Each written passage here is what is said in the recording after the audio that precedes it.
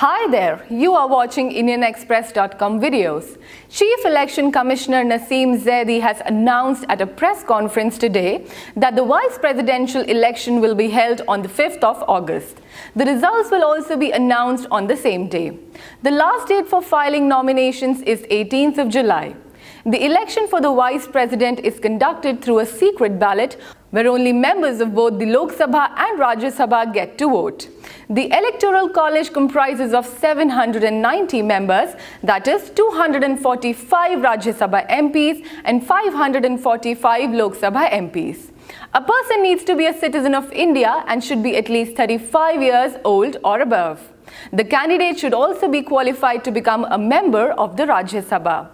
A candidate's nomination paper needs to be subscribed by at least 20 electors as proposers and at least another 20 electors as seconders. Incumbent Vice President Hamid Ansari's term will end on the 10th of August. It is unlikely he will be elected for a third term despite the opposition enjoying a majority in the upper house. For more news and updates, log on to IndianExpress.com. Face-offs between Chinese and Indian troops over road construction on the borders of a 269 square kilometer plateau in Bhutan claimed by China has sparked off what experts are describing as the worst crisis in the relations between New Delhi and Beijing since troops from the two countries confronted each other at Dolang Beg Oldie in 2013. Chinese Foreign Ministry spokesperson Lu Kang indicated that the point of friction was in the Donglong region, which he stressed belonged to China. It is reported that the incidents happened at Donglong is the part of disputed territory between China and Bhutan. As the government moves against Kashmiri separatists with a string of cases on alleged terror funding, a probe launched by the National Investigation Agency last year on the same lines has failed to find any evidence. A year down the line, the agency has found that all transactions through these bank accounts were legitimate and not connected in any way to terror funding.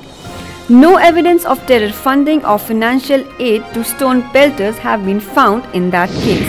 Indian Space Research Organization's latest communication satellite, GSAT-17 on Thursday successfully launched around 2 a.m. by a heavy-duty rocket of Arianespace from the spaceport of Koryo in French Guiana. The satellite also carries equipment for meteorological data relay and satellite-based search and rescue services being provided by earlier INSAT satellites.